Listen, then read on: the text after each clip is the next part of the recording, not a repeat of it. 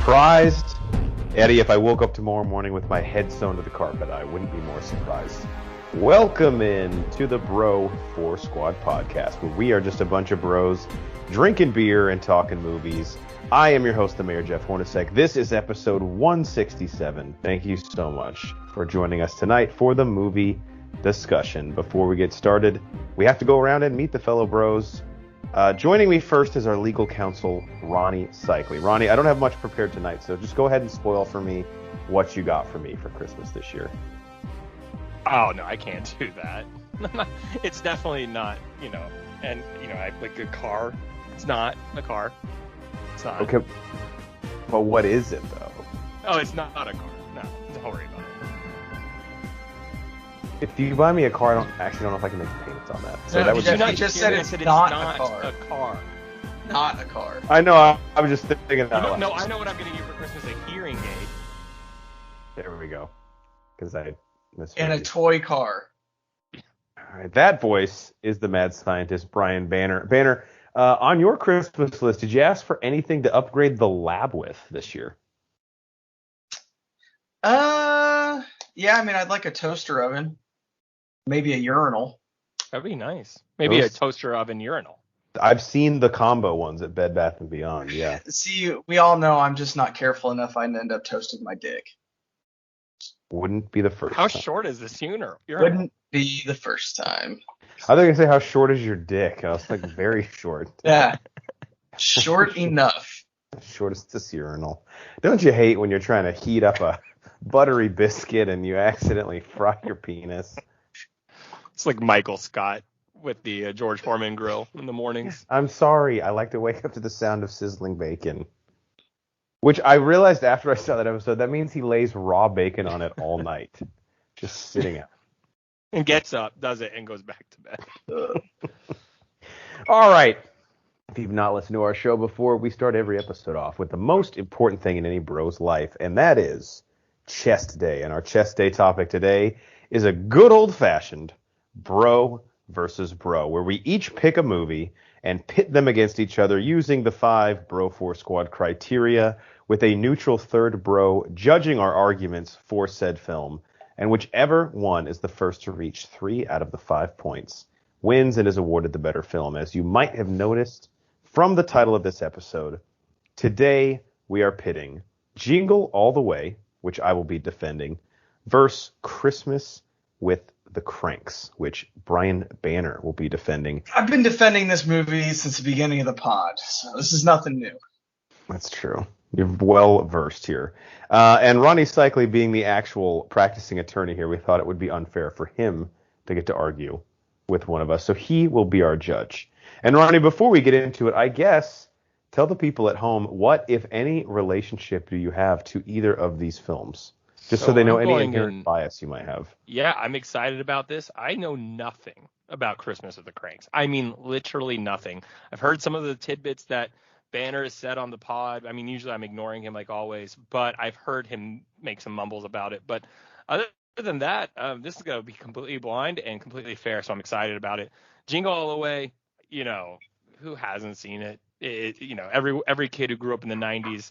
But I can tell you it's a movie I'm not like watching all the time. It's probably been a good decade since I've watched that movie, at least sober.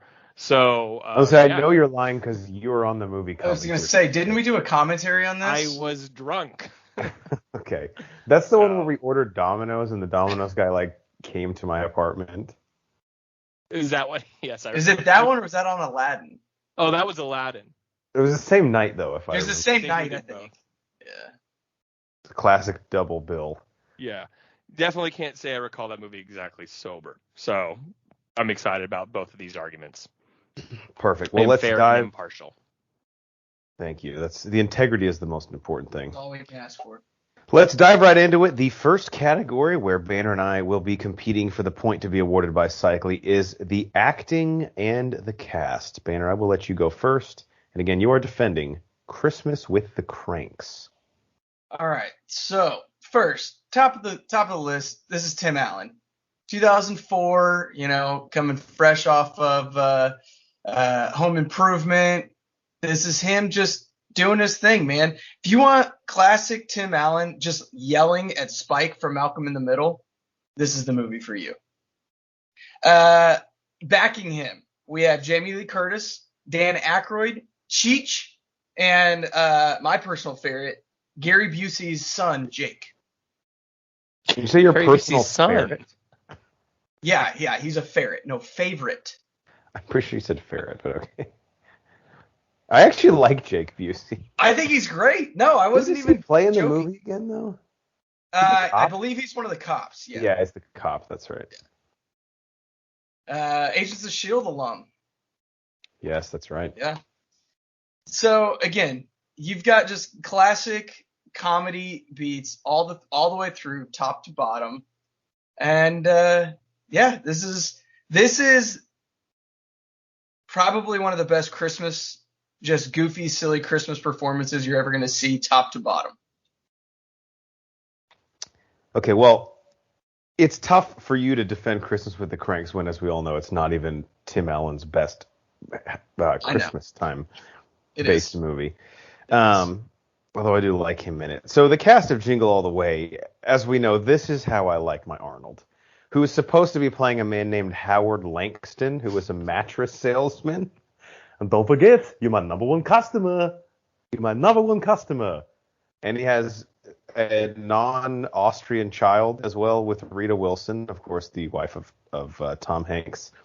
But where Jingle All the Way really excels are the ancillary characters. First off, the late Phil Hartman is an absolute scene stealer in this movie as Ted, the neighbor who is trying to get with Howard's wife, and has probably, based on some inferences to be made from the plot, probably banged every mother in the neighborhood already. So Phil Hartman is an absolute scene stealer. Of course, Sinbad. I think the perfect amount of Sinbad in this movie, and Sinbad had a nice little run there in the mid-90s with First Kid and this, where he was definitely in the zeitgeist and was a pretty solid comedic actor. And then, lest we forget the last two, Jim Belushi, although he's billed as James Belushi, playing the mall Santa who's trying to shake down Howard, and leads to what I'm going to get into as my favorite scene in the film. And then introducing the world to Jake Lloyd. Hashtag free Jake. Hashtag my Anakin.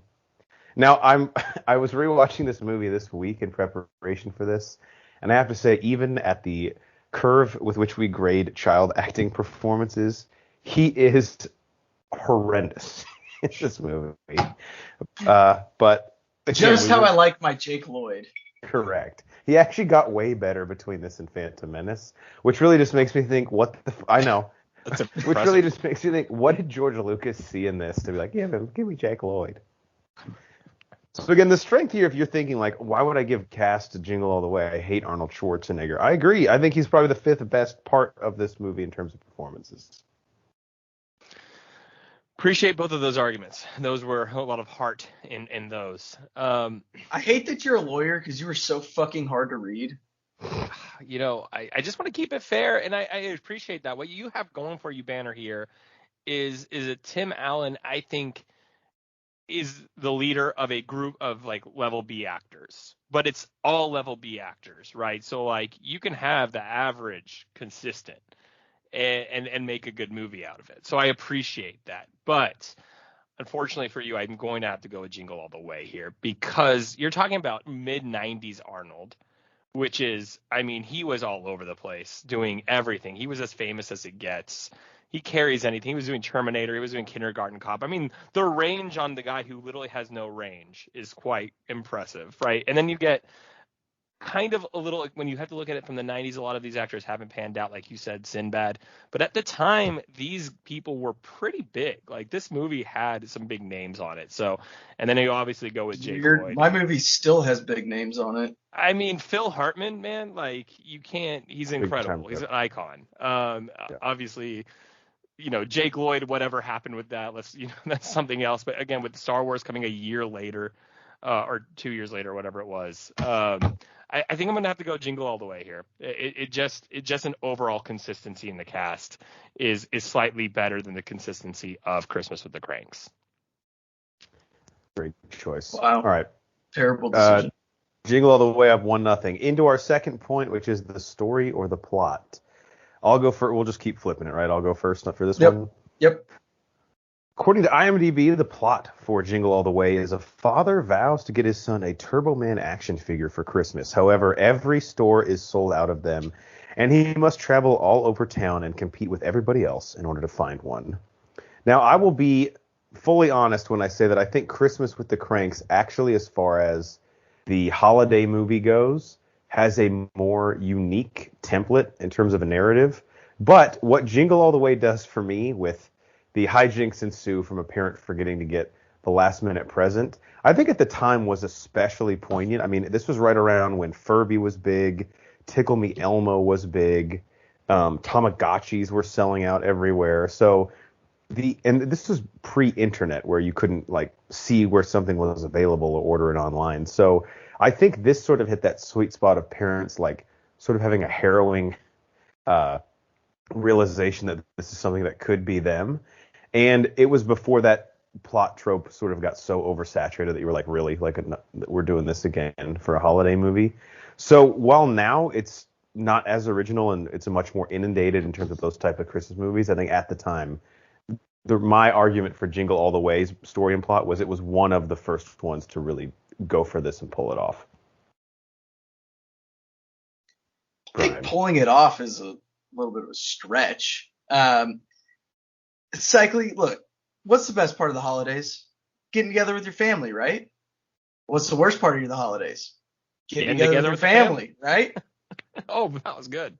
Isn't it just the dream to just go away and have a nice holiday where the only thing you have to worry about is what you're going to drink next? Well, if I got the story for you, okay? This is a story about a mother and father who are parents to one child, who tells them, I'm not coming home from Christmas. This is the first year I'm not coming home for Christmas. Every year they just go balls out for Christmas. Mom and dad decide, you know what? We're not going to do that this year. We don't have any reason. Daughter's not coming home. Let's get away.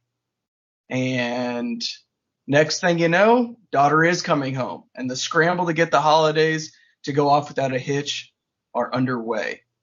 Let me ask you another thing, Cycle. You are, in fact, a lawyer, correct? That is correct. Banner, you are on point. He's getting momentum is what he's doing. I know you read books sometimes. I have read a book or two. Yep. Being that you're a lawyer and you read books, what's one of the more popular law writers as far as fiction goes? Grisham. You hit the nail on the head. What if I told you the story was based off of a book that he wrote? Unbelievable. You just are getting me this round. I don't know what it is, but it's feeling very wanted and needed. It reeks of desperation. Just go ahead and give me the point. Let's move on to best scene. Well, I appreciate that argument, and honestly I needed that boost today, so thank you for filling me up. All right. I like both of those arguments. I think they're both really strong. Here's the thing about Jingle All the Way, and Jeff kind of alluded to it, like the Furbies, Tickle Me Elmos. That movie was on point for the time that Jingle All the Way came out. But I think if you watch it new, freshly, the struggle with it is we don't really have that issue so much so for kids anymore. At least kids watching it. We just order a thing on Amazon. A consistent story in Christmas is always family issues. And I think Banner made a good argument there about that's something that's always going to happen when you have a child coming home for Christmas and you have plans you have to rearrange. That just happened to me for Thanksgiving.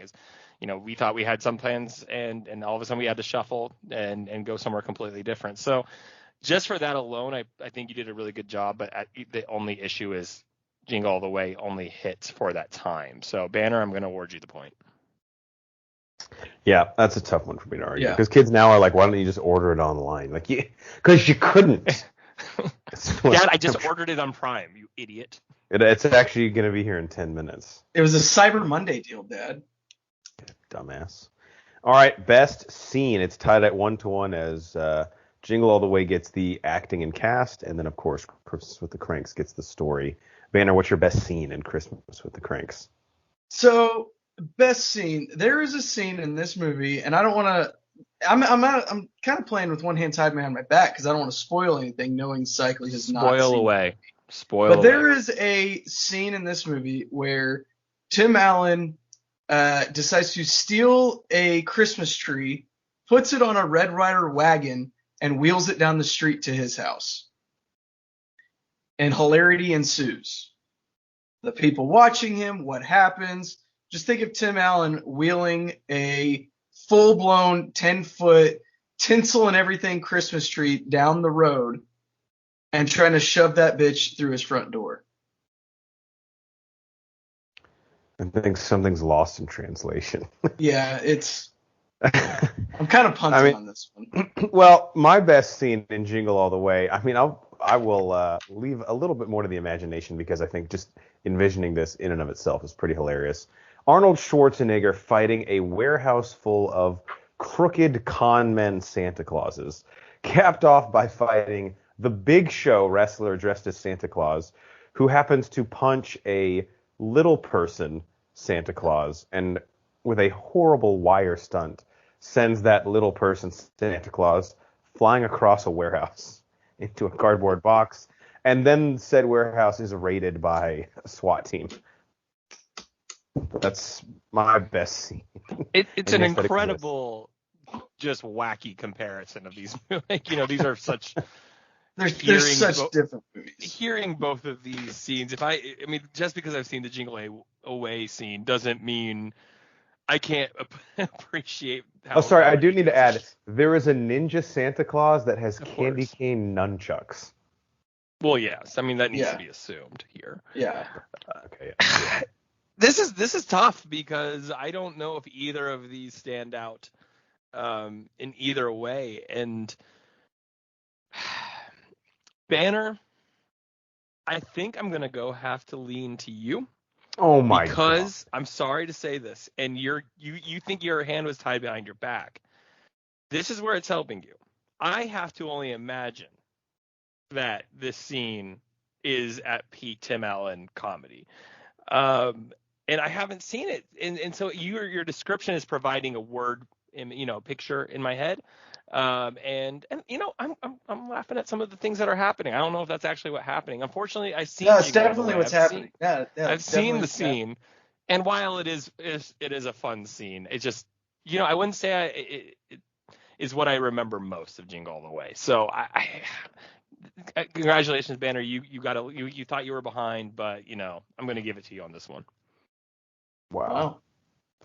All right, Christmas with the Kranks is up 2-1, and now we go into the impact of these movies, which probably the weakest impact battle we've ever had on a bro theme. Do not sell yourself short. Here's what I'll say about Jingle All the Way. You can come at me with this. To me, this is my favorite Arnold Schwarzenegger movie. I know Terminator is a better film, and we have a lot of fun with Batman and Robin, and obviously a ton of action movies of the 80s. But seeing him try to play Howard Langston, a mattress salesman, is like sort of the quintessential. It's like his career comes full circle at this moment. I think this is in a lot of people's every other year Christmas holiday movie rotation, as well as far as impact. And then, maybe this is overstating it, but again, this gave us Jake Lloyd. This was the introduction of the kid that played Anakin Skywalker, which, Cycly, I know you, actually all three of us here are huge Phantom Menace apologists. So you'd be the biggest. I don't have a rebuttal to that. Like, I literally can't touch that point. I agree with it too much. So we never would have gotten the delivery of the line, "Are you an angel?" if it weren't for Jingle All the Way. It gave us that, if nothing else. Let's try spinning. That's a good move. Oh, God. Yeah, that's Cycly's favorite line. I don't know. It's working. It's pretty up there. It's working! Fuck. Can we just watch Phantom Menace? I don't know. I don't have a whole lot of ground to stand on with this, other than this is Christmas with the Kranks is one of a bajillion Christmas movies out there, right? But it's only one of like 35 maybe even less, that is consistently on Freeform, which is, we all know that's the Christmas version of FX. It's just readily available. It's out there. It's holding the test of time. That's arguable. What? I think here, where a couple categories ago I gave the advantage to Banner because the story was a little more, most people can relate to that, especially on the holidays with family, and Jingle All the Way is constrained to its era. That's also what's made Jingle All the Way have more of an impact. Obviously, the Jake Lloyds, like we just talked about. I think Jingle All the Way is consistently a more known movie. There's not a lot of Christmas movies like that one. Christmas of the Cranks has, a dime a dozen on the family dynamic Christmas movies. So I think in that situation and the benefit of Jake Lloyd, that I would say to Hornacek, hey, your argument, it's working. It's working. It's working. So we're all tied up 2-2. Let's go. All right, last point is rewatchability. Banner, kick it off first. All right, so I think Jeff earlier hit the nail on the head. Jingle All the Way is at best an every other year watch for most people. And Cycly, you said earlier that you haven't watched this movie in 10 years, best sober. Which means in order to enjoy this movie, every other year, you need to be drunk. But on the Broforce Squad, who are we to not count watching a movie drunk as watching a movie? That's blasphemy, Banner. Look, I got to try and win any means necessary here. Okay. Disgusting. Then I give you Christmas of the Cranks, which is a much better movie top to bottom. Maybe not as silly or as ridiculous, but it's a little bit more grounded. That keeps it in the rotation for every other year, or for every year, as opposed to every other year. And again, you're probably going to want 2 or 3 drinks while you watch this. Just have one with Tim Allen throughout the whole thing. So that's really all I got. It's tough when you've never seen the movie to tell you, like, look, this is an every year watch. It is. You just got to take my word for it. And my word reads a lot. I only cheat if I get caught. Very true. It's tough to say that anything is an every year Christmas watch because I feel like that's such a there are so many movies on that list. It's a large exclusive list. If that makes any sense. It is. That's why I think Jingle All the Way is probably about every other year for me. But the things that I think make it rewatchable, number one, every time I go back and revisit, Sinbad makes me laugh, just regardless. Like I was just rewatching it and he's just freaking out outside of the toy store about how his baby mom, it doesn't even make sense, but he says the mother of his child slept with everyone at the post office except for me. Doesn't make sense if you have a kid with her. It's also on Disney Plus now, and I just looked up Christmas with the Cranks. The only way to stream that would be to somehow catch it on Freeform, which I don't have cable, or if you subscribe to Starz, you can watch it that way. But also, Brian, I own the VHS of Jingle All the Way. So if you ever find a time machine and you have a VHS player, I will happily lend it to you.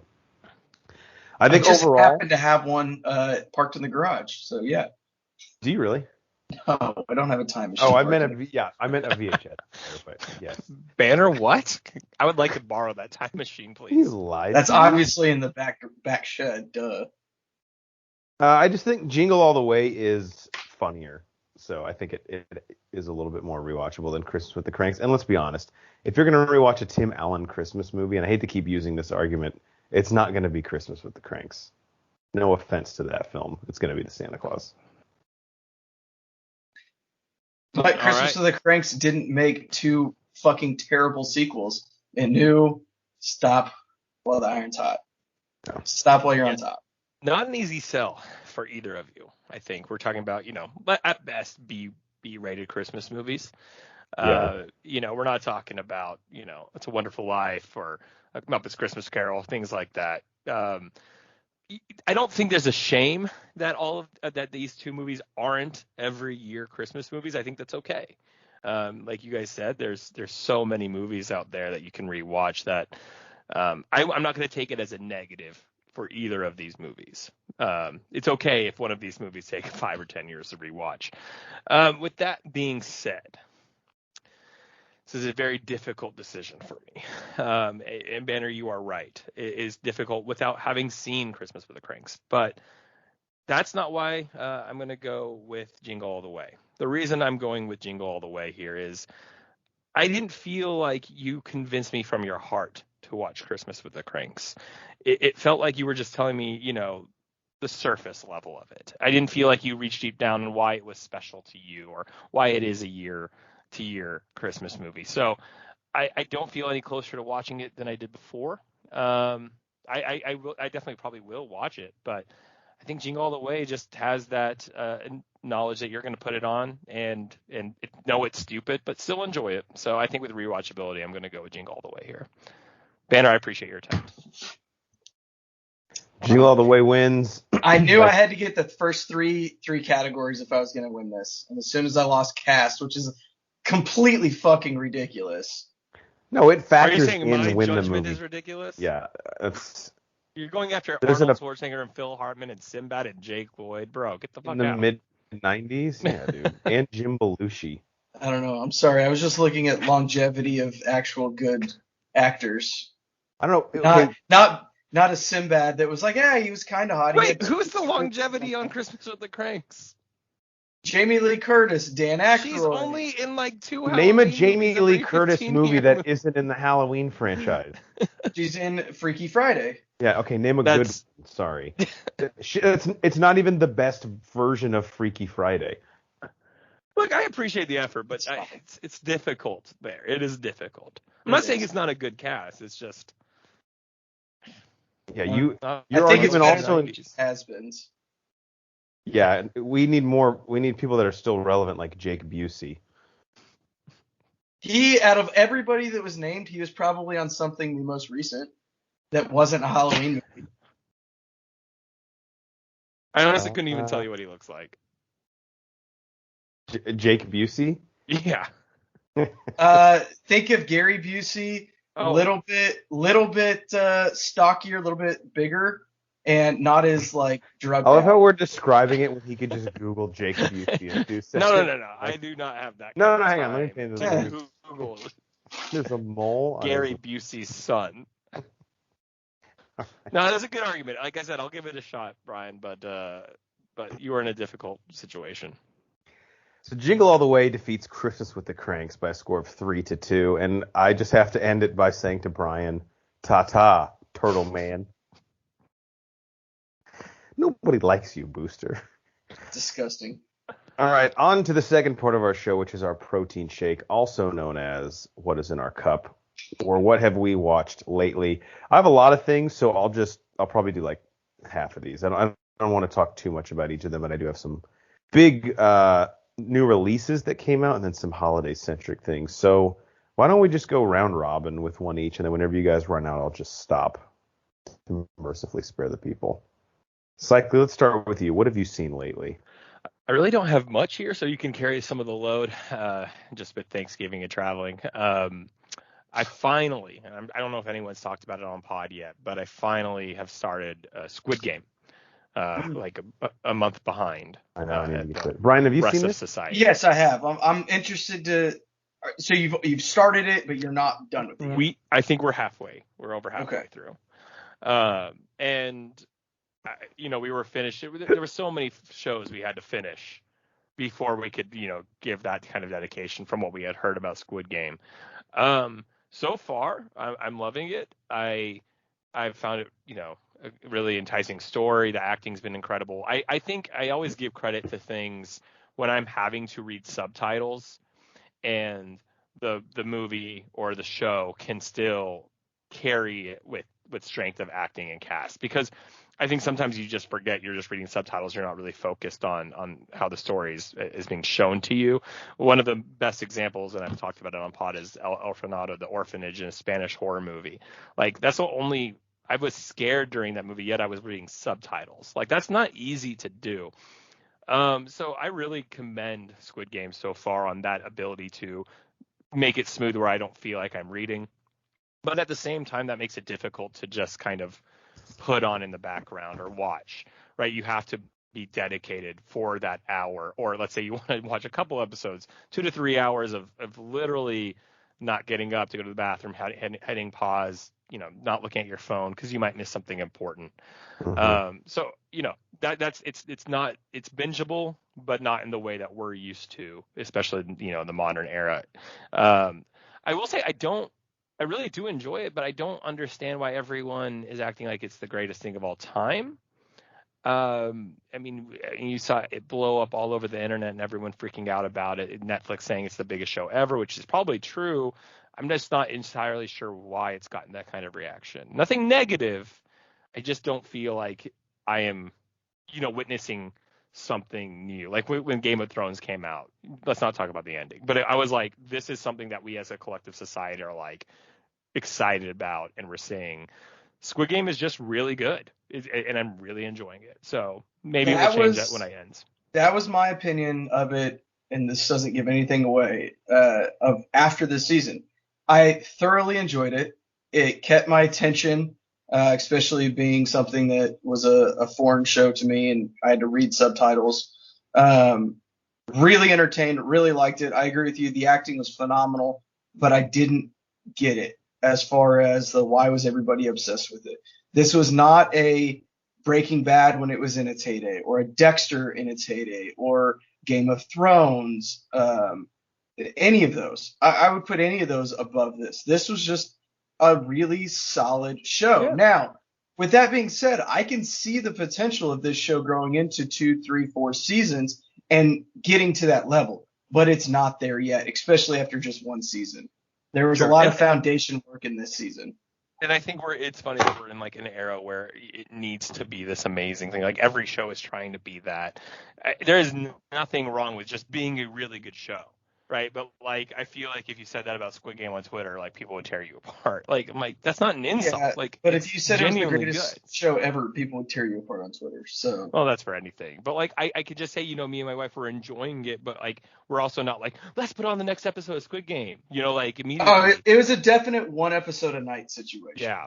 Yeah. So again, if you're a fan of it, listening, I do love it. I'm just, to me, what I was seeing online, on Reddit, on social media, I was expecting something completely new, and it's not. It's just a really good show.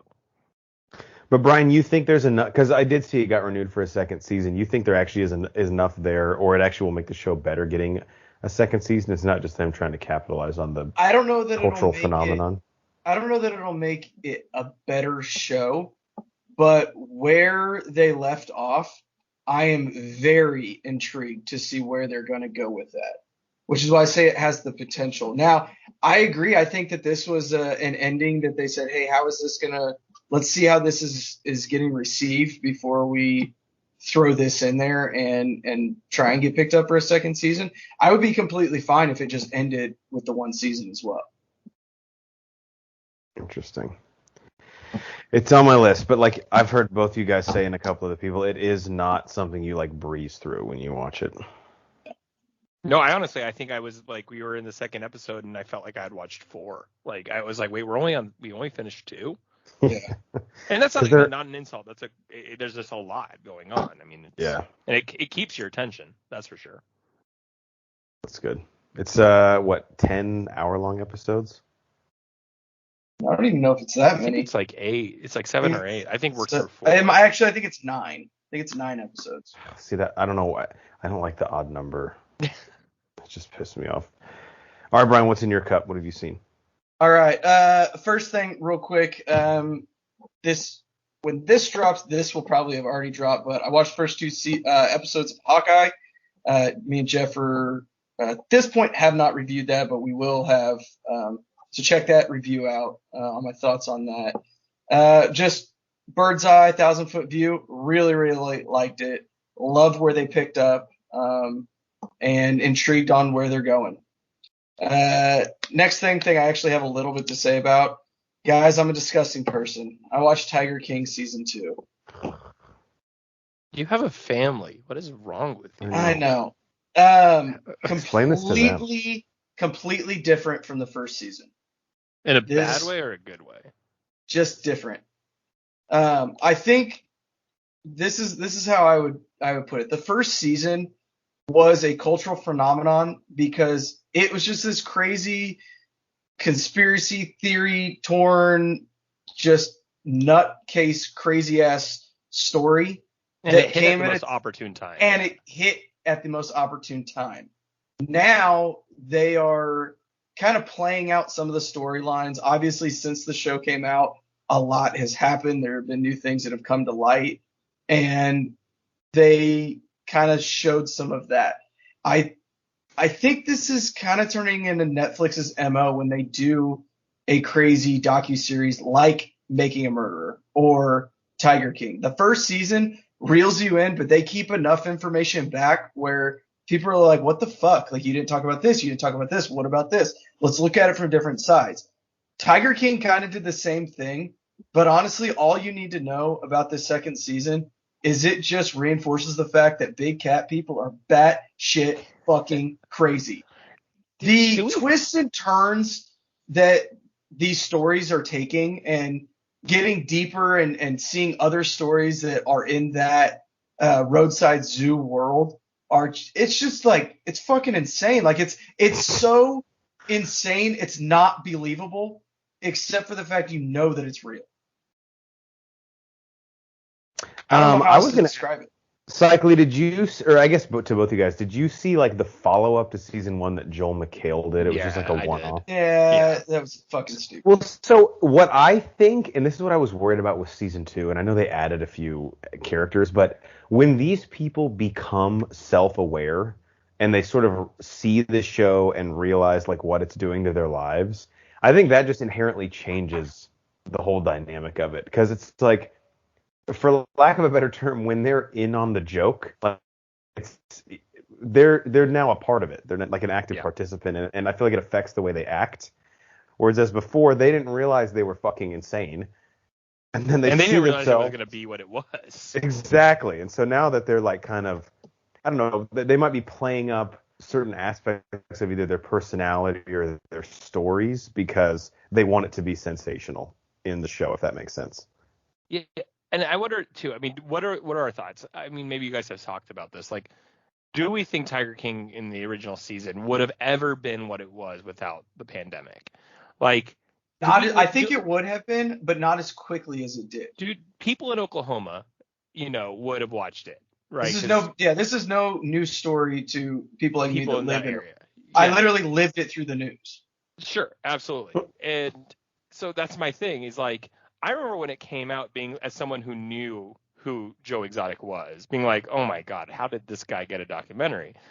But until the pandemic, and so I wonder, like, kind of like Making a Murderer, like the second documentary season just doesn't do the same thing. Honestly, it's like, why, was there really more story that needed to be told? That needed to be told? Absolutely fucking not. Right. So I just don't know, like, they got lucky with the pandemic, right? Like, I don't know that people need this. I think, Jeff, you kind of hit the nail on the head. You said, these people kind of they see what Tiger King is and they become part of the joke, and they accentuate some of their personality traits and stuff. I think that happened a lot between the two seasons, and the second season actually shows the fallout of that. Some of these people thought they were invincible because they were in Tiger King. Some of the people that weren't barely in the first season and they had really added their entire story to the second season, you can tell that they got those big heads and they realized that they weren't invincible by the end. You can kind of see the downfall and the crash and the outcome and the fallout of the first season of Tiger King, essentially. Yeah, which is it's just a crazy concept to even think about. That show is. Shows like that make me realize how much I know that all the time, but when you see it, like, we really live in a bubble. Like, I don't know anyone like this in person, but these people exist. In droves as well. There are lots of them out there, which is just insane. Honestly, after watching this, my neighbor might have a fucking tiger in his backyard, and I would never know. Well, in the city you live in, you can only have like 6 chickens, no more than that. So hopefully there's some tiger rules. No, just chickens. Yeah. You're actually allowed to have 8 tigers. It's weird. Cycle, you need to help pass some tiger legislation. Yeah, I'm moving back, man. Artist law to pass. All right, I watched on Cycly's recommendation and pretty much all of Earth's Ted Lasso season 1 and 2. And I got to say, we're talking about how Squid Game is sort of more of an arduous watch. This thing I just powered through. It's, I think, 10 episodes each season. Very Second short. one is 12, I think. It yeah, is, they okay. gave it. Yeah. And the second episode, there was a bigger disparity in episode length. Like some would be like 30 minutes, others would be like 54 minutes, which I actually think is kind of one of the cool parts of these streaming service original shows, or series, is that they can just be like, dude, we don't fucking care. Make a 55-minute episode. Yeah, make if I need more time, give me more time. Yeah, make a 32-minute episode. Like, we're not trying to squeeze in commercials. If people like it, they'll watch it. And I don't want to spoil anything because this is a show that, especially in the second season, man, some characters really go places you are not expecting them to go. But it's a show that I think, as Cycly's always said, you don't have to be a big soccer or football, as it is properly called, fan to get into the show, because there is a heart to this that is just not something you see in a lot of the television that we're watching today. And there's an earnestness to this show, and I think it's being written about, like, these characters are just characters you don't see in TV, unfortunately, much anymore. And that's what made it so enjoyable and just basically like addicting. Like, you get so invested in these characters that you just have to see what happens to them next. And they're very unique characters too, which is interesting. Also, Cycling, is there a term for people that just like love British culture? Because I think I'm one of those people. I absolutely. Yeah, Anglophile, bro. Is that what it's called? Yeah. Not really. That's just someone who, like, is situated with British. But no, I'm the same way. I've always liked British humor. I know it's not for everybody. I like dry, just crude, sometimes in your face humor, and it I don't know. I've always enjoyed it. Like Monty Python, that's not for everybody. I don't blame someone for being like, oh, I don't like Monty Python. I'm like, I get it. I do. I love it's it, fucking funny. I do, yeah. But no, I think what I love about Ted Lasso is, for the most part, one, we've talked about it on this pod, we needed it right now. It's a show the society kind of just absolutely needed, with everything in the world going on. And two is just like this, there's characters who go off the rails at some points, but like for the most part, it's characters who genuinely like love and support each other. And for the most part, don't have bad intentions. I mean, there are bad intentions being led up in the first season that get negated because everyone loves each other. Like, it's a show of support and friendship and community and care. And yeah, you just said it, Jeff. It's just different from a lot of everything else on TV. Yeah, in all the right ways.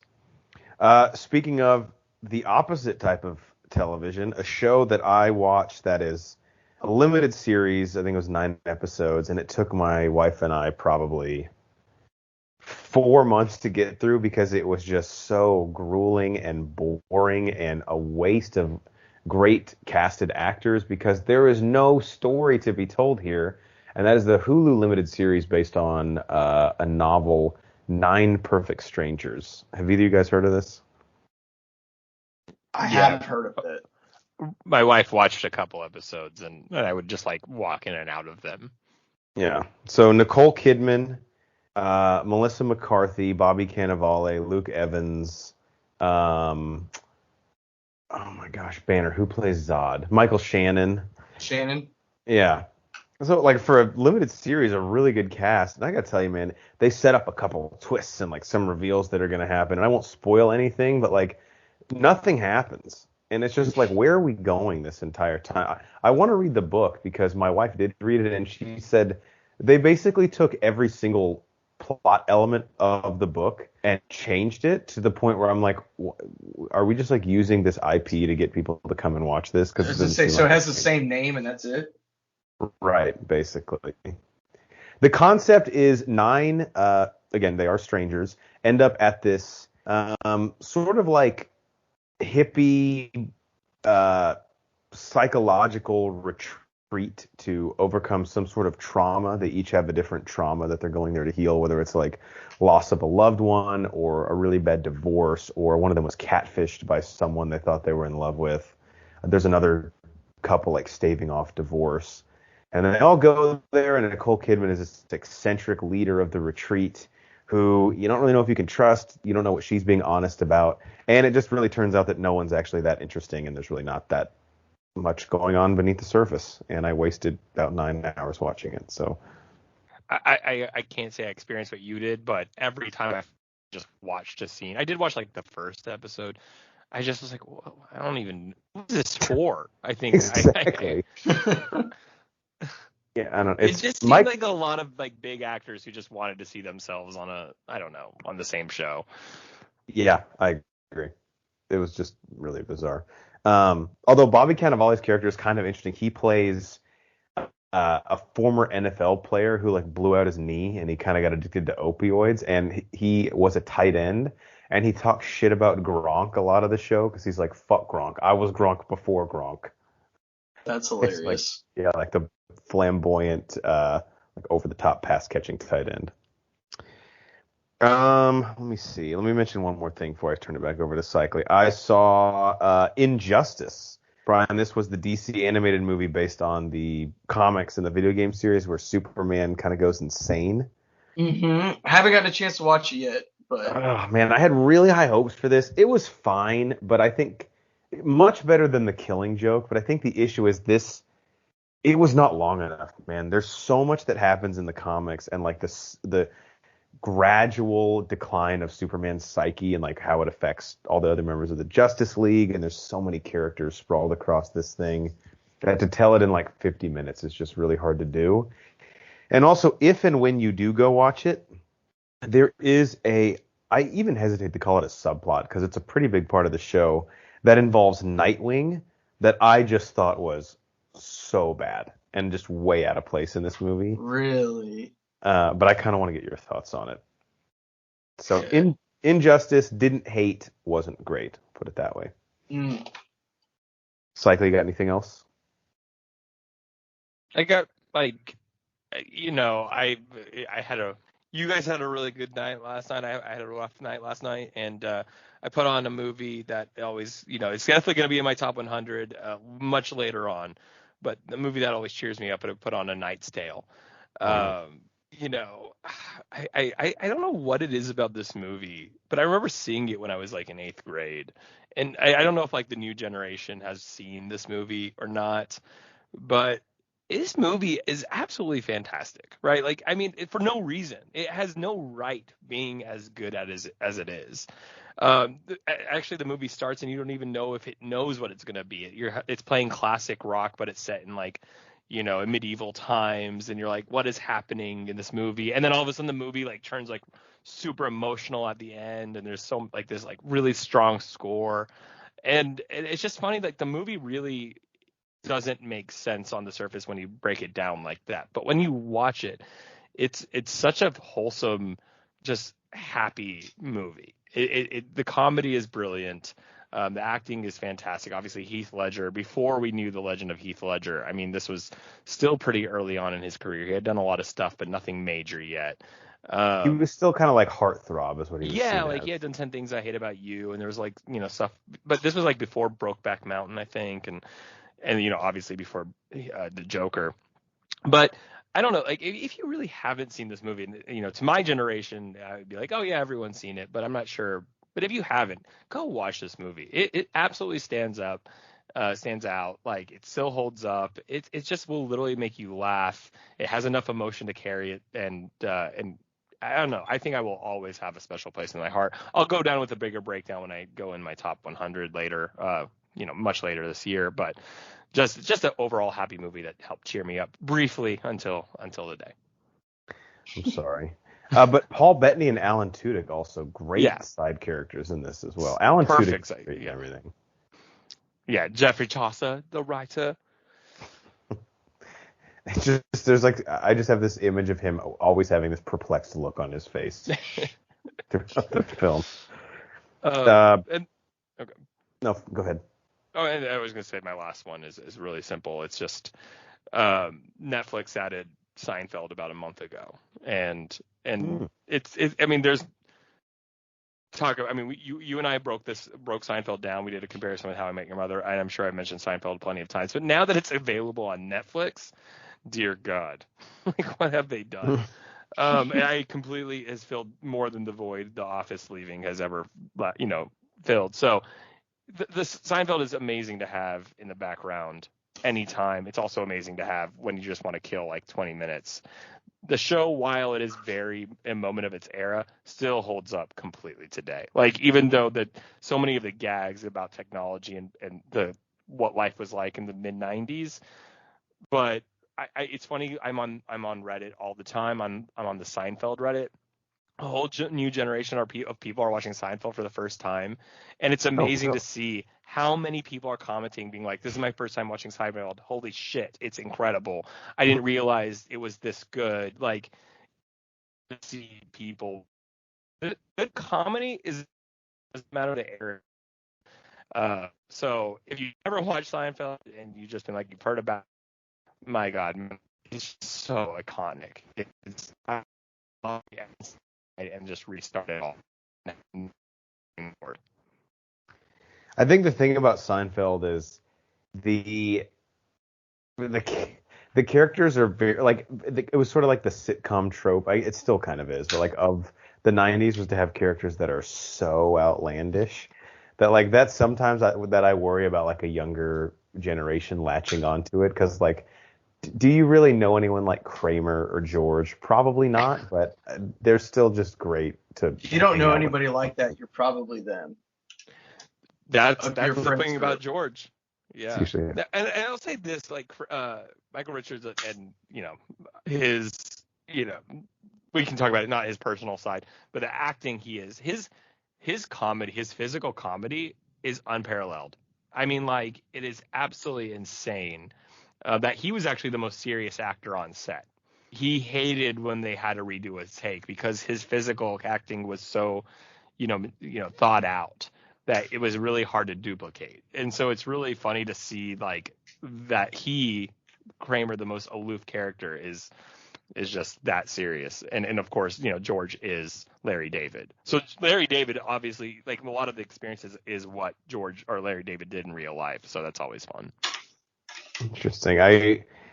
The Michael Richards situation is a very kind of maybe sad isn't the right word, but I think it's another one of the reasons why maybe I haven't gone back and revisited the show as much as I should. But yeah, it's a classic for sure. And it's weird because I think it's also on Hulu. At least it was pretty recently. It was on Hulu, but yeah, it's now on Netflix. On Netflix. Okay, cool. But no commercials. That's the nice part. Yes, which. The Hulu commercials, the volume goes from like whatever you have it on to 8,000. So fucking annoying. All right, Brian, what about you? What else is in your cup? Last thing I'm going to talk about is the new season of Dexter called Dexter New Blood. Came out on Showtime. And the first episode I wasn't sold on. I'm not going to lie, guys. It's Dexter, but they're trying to do something new with it. And I'm like, I don't know about all this. Second episode, third episode, they're starting to reel me in a little bit. Definitely is not the Dexter that we remember from, what was that? It ended like 2012, maybe 2013 when it ended. It's not that same Dexter, but there's enough of that it still has that general feel.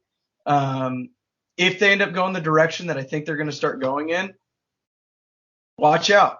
This could be a fantastic resurgence of a good show. I'm so excited. I stopped watching after the Trinity Killer season, based on some advice that my friends had given me. I think that was us.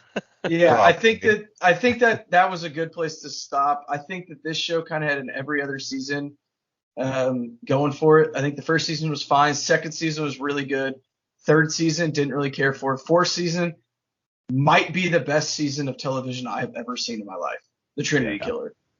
Which was season 2, the Jimmy Smith season? That was 3. See, I kind of like that season too. Really? I liked all 4. I can rank the top 4, but in general, the first 4 seasons are just 100%. fantastic. I thought, other than the very end scene, I thought the last season was really good at kind of summing everything up. With that being said, how it ended, I didn't like it. How it ended. Now, I'm recanting that and saying jury's still out. Depending on how this show goes, I will reassess how I thought that ended. As a big Dexter fan, I've been really excited about this because the creator of I think it was the writer and the showrunner of the first 4 seasons who left after 4 are both back for this. Yes. It's like all the original writers and creators, and they're like, let's fix what they fucked up kind of thing. And so I'm not sure. I haven't started it. I'm purposely staying away from any articles about it in terms of spoilers. I think I'm going to probably start around after the halfway point because I know I'm going to binge the fuck out of it. So like, I think it's, like I said, this feels very Dexter adjacent in a good way. And, the past was always the struggle of he's killing these bad guys. Is he going to get caught? Like he's a bad guy, but he's doing it for the right reasons kind of thing, but he's not. It's a very, very, very weird complex to wrap your head around. In this season now, he hasn't killed. And he's trying to wrap his head around not killing. And so it's a very different, it's a similar struggle in a completely different way. I don't think I described that or no, I like it. Explain that very well, but Deb is like Ghost, right? Deb essentially is his dark passenger. It's what his dad was in the original one. Yeah, it's basically turned to Deb. Very different dynamic with this dark passenger though than he had with the other one. I'm excited. Even if it's not that great, like even when Dexter wasn't good, it's like I don't mind. Like I said earlier, like it's okay if something isn't the greatest thing I've ever seen. Like I'm excited to just kind of go back into that world and veg out. Like it's like pizza, man. Even bad pizza is still fucking pizza. Right. Except if it's the end of Game of Thrones, then it's shit. That is the one exception. That sucks. All right, anything else, Brian? That's all I got. All right, I'll say this one real quick. We all did a movie commentary on the Disney Plus original Home Sweet Home Alone. So go check that out. It's on all of our and Jeff thought it was Oscar worthy. I'm just going to tell you. Highest ratings of the 4 of us. I was going back and re-listening to it, and man, I had some hot takes on that one. You really did. Yeah, anything you guys want to tease to sort of sell it to people why they should listen to it and watch the film with us? I mean, it's a Bro Force Squad world famous commentary. Why would you not watch it? It's everything you don't think the movie's going to be. It is everything you think the movie's going to be. And I will say this: there was 4 of us on it. Am I wrong about that description, though? No, you're not. That's pretty accurate. It's pretty smart. And Brian, I know you weren't able to be on this one with us, but have we ever done a blind movie commentary where all 4 people on it have never seen the film before? We did Christmas Chronicles 2, but there was only 3 of us. That's right. And we knew a similar situation. We kind of knew what it was going to be, and going in, and it delivered exactly what we thought it was going to be. Which, for the record, Christmas Chronicles 2. Let me verify this, but I believe it is my worst ranked movie that I've ever seen in my life. Wow. Yeah, on my list, I have it at number 1036 out of 1047 movies.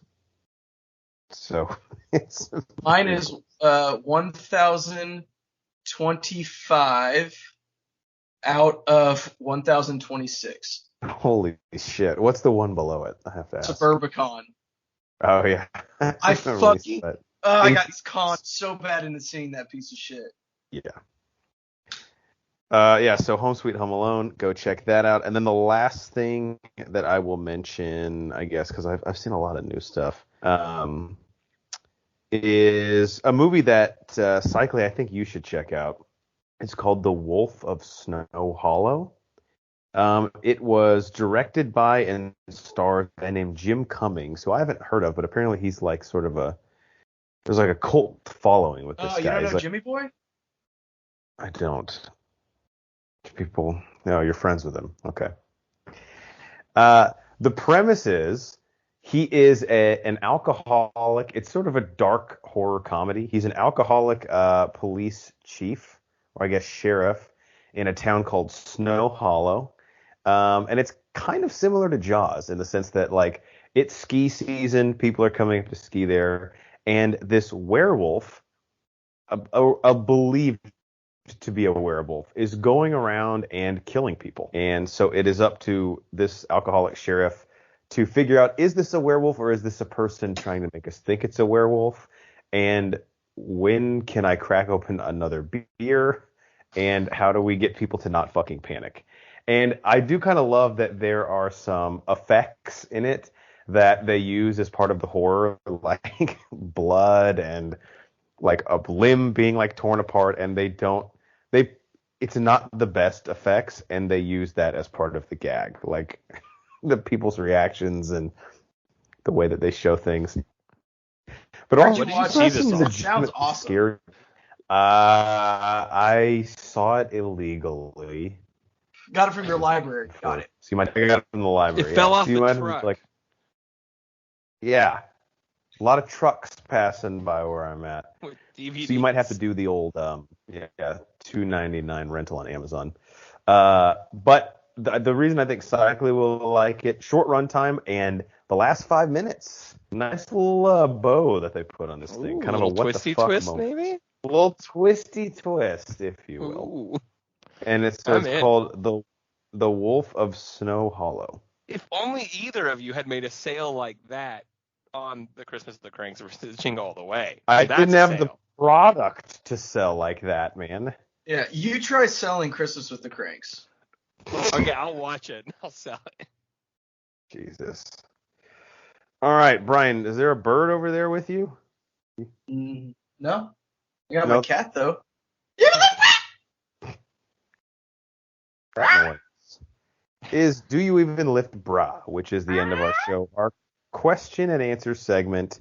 And today we are continuing the question of what is each bro's list of their top 100 movies of all time. Our own personalized top 100 list, not the greatest movies of all time in terms of a top 100, but our favorites. And we continue our countdown. Today, Cycly will count down his 88, 87, 86, and 85. And then Banner, if you're prepared, we'll each just do our number 85 movies, because that's where we're at with our lists. Cycly, Oh, wow. I already talked about Avatar? I don't remember that. No. That's 86. Your 86 was War for the Planet of the Apes. What was 87? Star Wars The Clone Wars. Okay, keep going up.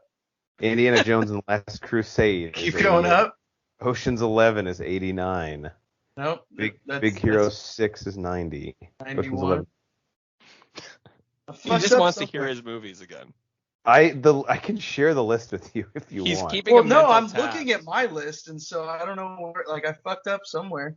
Do we have to do this on pod? I'll count down your whole list from 100 down right now. The people want to know. Maybe. 100, Kingsman Secret Service. 99, Mag 7, 2016. 98, Jumanji, Welcome to the Jungle. Can't believe that's on your list. Boo. But It's so stupid. 97 is Game Night. 96 is The Incredible Hulk from 08. Oh, I figured out what 95. happened.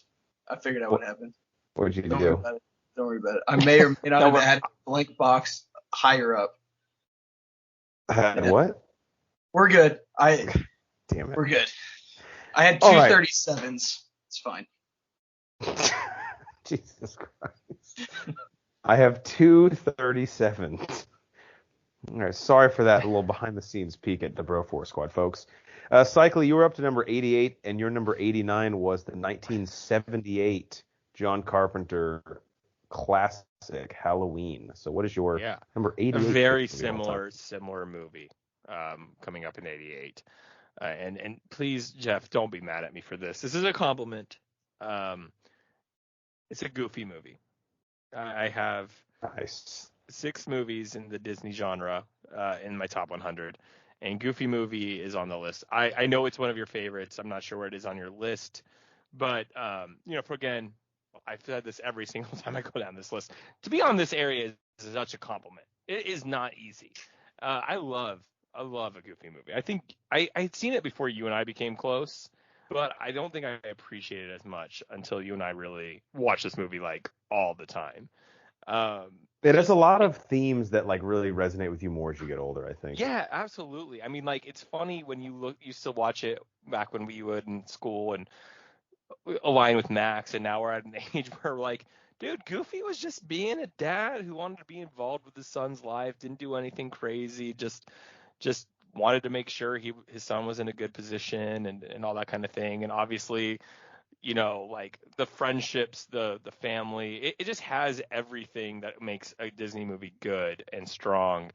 I think the difference is why it doesn't, why people probably don't bring it up as much as the classics is, it doesn't have the musical, the overall songs that carried what Disney was known for in the 90s. Goofy, we don't have princesses and princes. The focus was on Goofy, who, himself is not really, he's more of a caricature than a focal point of Disney allure. So, but in general, I think this movie has 100% held up the test of time.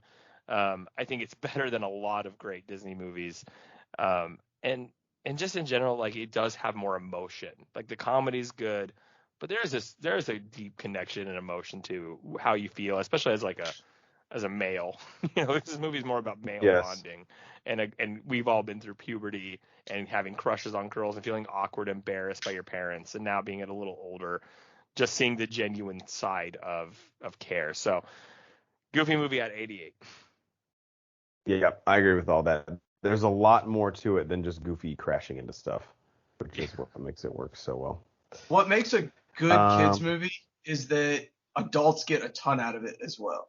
Yeah. If you make a kids movie that the kids like when they're 3, 4, 5 years old, but a parent that's, whether they're 18, having a young themselves having a kid, 30 or 40 having a child later in life, this movie can resonate with all of them, and they can all enjoy it watching it at the same time in the same room. And that's why the Disney classics stand out over most kids. Even Disney, there's other Disney movies that I'm comparing it to. All of those movies that are elite are literally for everyone, that you can watch as an 8-year-old or 30, like you said, like, these movies will always be good. They don't get old. So, and I know, if anything, we appreciate Jeff, them more. It's a big, big place in your heart. Yes, it will. It is definitely on my list. Well, not for a while. I'll put it that way. What is your number 87 movie of all time? I always love these lists because, like, every time I go to the next movie, it's always something so completely different. Like, it's really hard to compartmentalize how this is. But I'm going with What's Eating Gilbert Grape. Great fucking movie. Fucking great movie. Like, I don't know how Leo does. Like, it's very early Leo. How did he not win for that? I mean, there's always like the thing, like, when Leo finally. Everyone always talks about, like, Leo finally got his Oscar. Like, right? He got the Oscar for the movie the Revenant. Like, that was probably not the strongest of his acting ability. Like, it was fine. There's been 1,000 other movies that he's done that are just more well-deserving. So he was better in Titanic than he was in Revenant. He's better in everything. Like, Revenant is just, it's good, but I mean, anyway. It was like a Lifetime Achievement Award, really.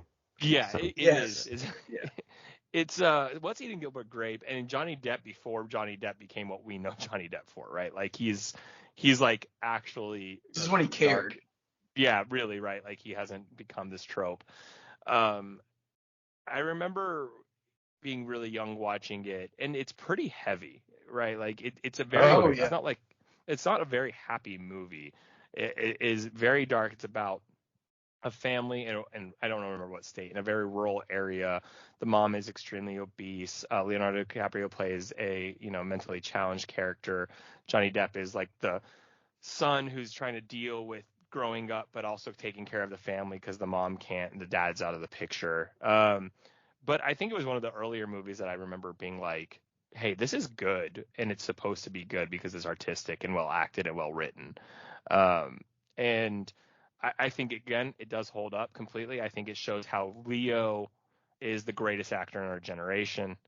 I mean, it's been nothing but consistent success from him. And I think it's amazing that how many people we've seen at his age back in the 80s and 90s who were supposed to be amazing and then just panned out or went off the rails. Like, Leo has been just incredible. He stayed out of trouble. For the most part, yeah, absolutely. And like, so I look at this movie as, one, how did he not win an Oscar? When you watch this, you will be like, he deserves it. And two, just really iconic for both his character and Johnny Depp. And also the mom who plays the, obese woman. Unfortunately, I don't think she was actually an actress. Like, she got this role kind of because of her physical situation. And when she died a few years ago, Leo was very emotional. I guess they had always kept in contact. They wrote letters to each other. He called her his first movie mom. So it was really cool to see that, she had an impact on him. Oh, wow. Even though she wasn't like this actress. So go watch What's Eating Gilbert Grape. Assuming that Leo would have been up for Best Supporting Actor in '93, they gave it to Gene Hackman at the Oscars for Unforgiven. So, was he nominated? Was Leo nominated? I'm not sure. Sorry, I just X'd out. Oh, you're good. I mean, should have been. I'm sure he was, right? He had to have been. I mean, back then there might have been, one of those weird unwritten rules where the Academy's like, can't give it to any fucking youngster on his first try. And it's like, dude, if he's the best actor, give it to him. All right, Cycly, what's your number 86 movie of all time? All right, I'm going with another, I think it was 2000 that this came out. It's Memento, Christopher Nolan movie before Christopher Nolan. He's always been, we know him from Inception. We know him from, the Batman movies. But Memento was really my first introduction into how Christopher Nolan makes movies. Obviously, this guy Ritchie, who I don't think really has done much, at least recently, but was pretty big back then. And if you don't know Memento, I don't think it's a highly talked about movie in general, but the concept is a guy who has basically amnesia. He has absolutely no memory of events, but he's realizing he was attacked and his wife was killed, and he's almost working backwards. Like, the movie is almost half backwards. Which is it's a crazy twist. It's very Christopher Nolan early on, and the movie is just really iconic for this way. It's extremely unique. It's really well acted, and it's very dark.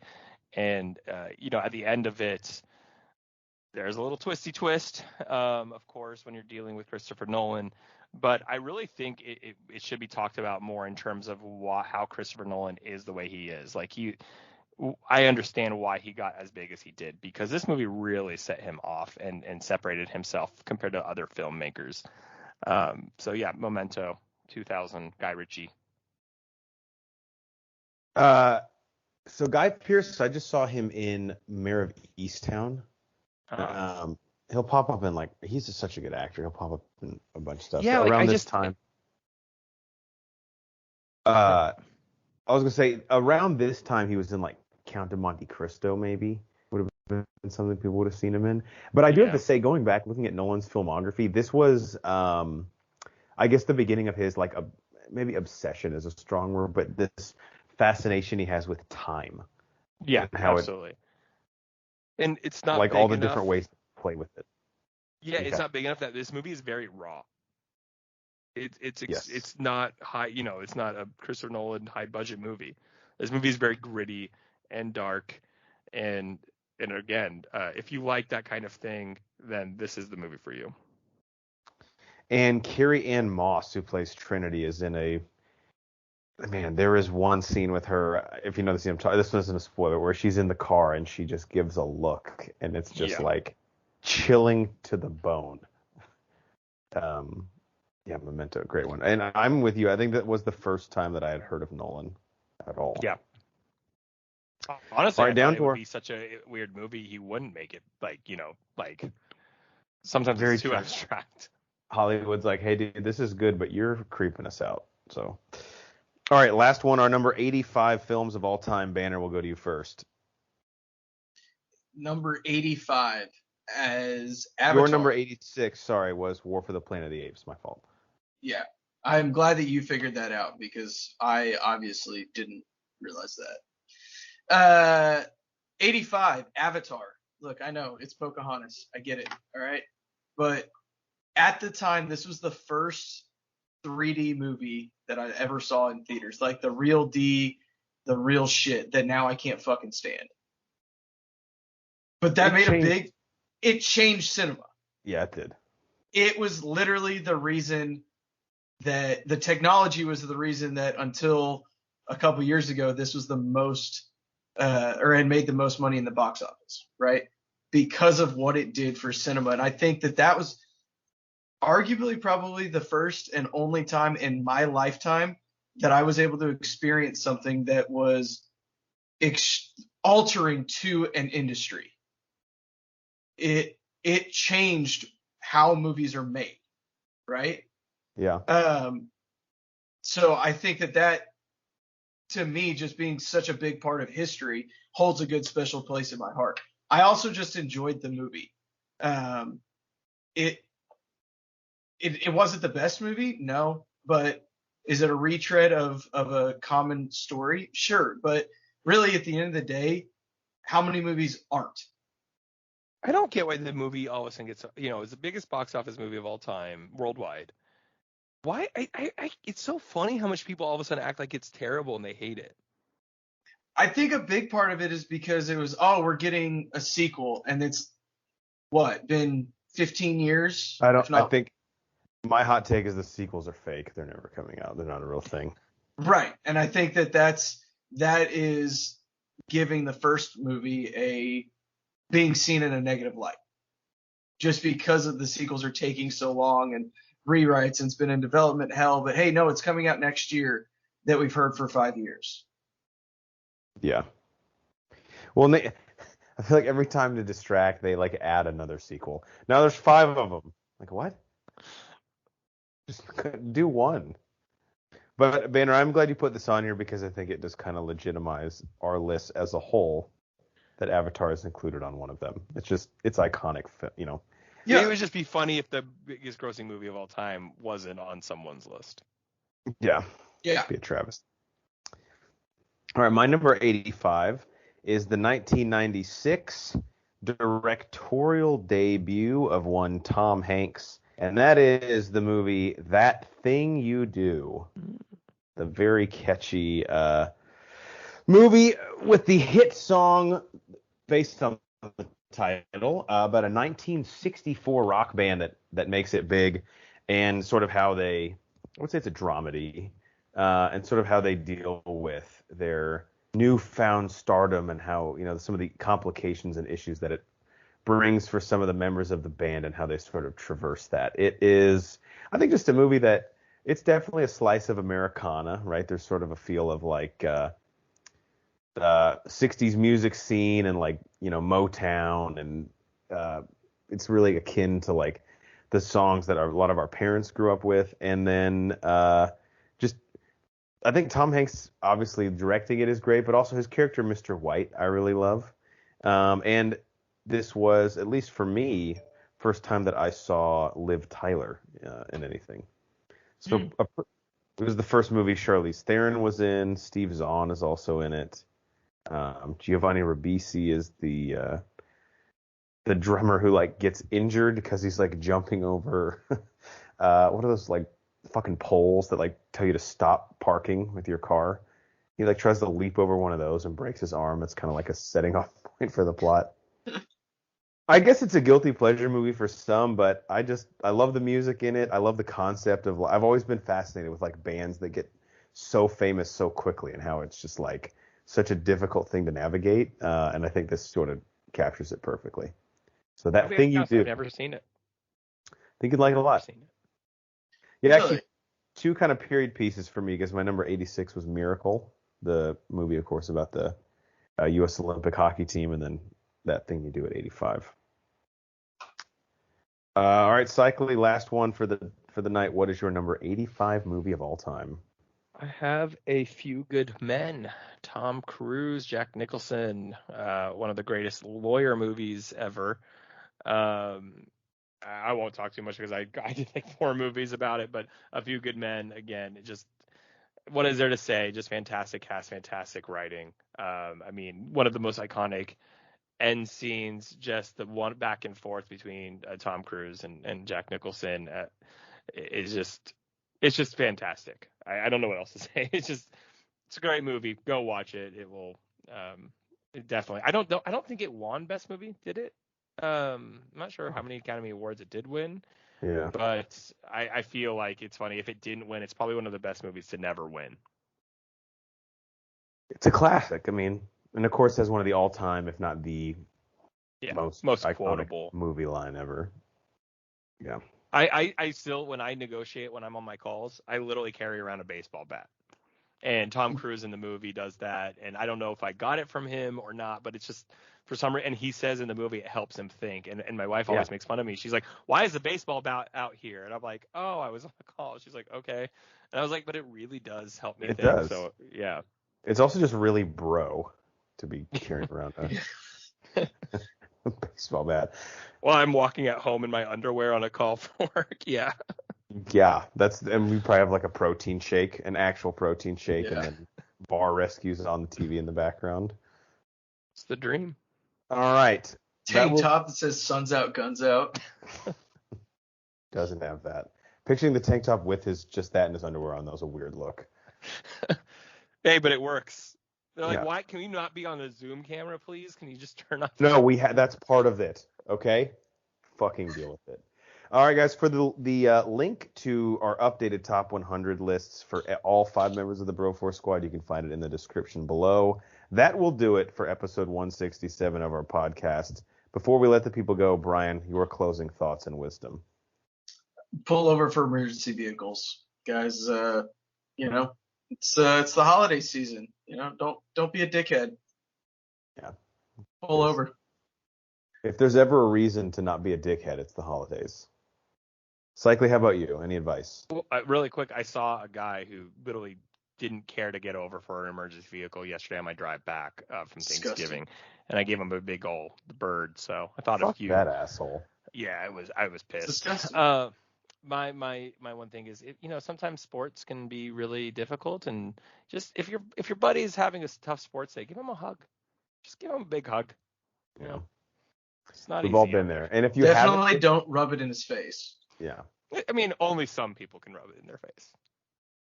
Out of what goes around comes around, as Justin Timberlake says. All right, for our legal counsel, Ronnie Cycli, and the mad scientist, Brian Banner, I'm the mayor, Jeff Hornacek, and we are the Bro Force Squad podcast. Thank you guys so much for checking us out. Follow us on Twitter at Bro Force Squad.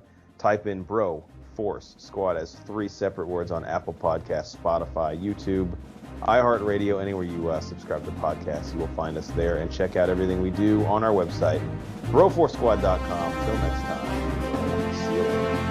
I love how the bird is just never going to go out of style. It'll just always be a kid. Do the kids say that? You're the teacher. They will. Starting Monday.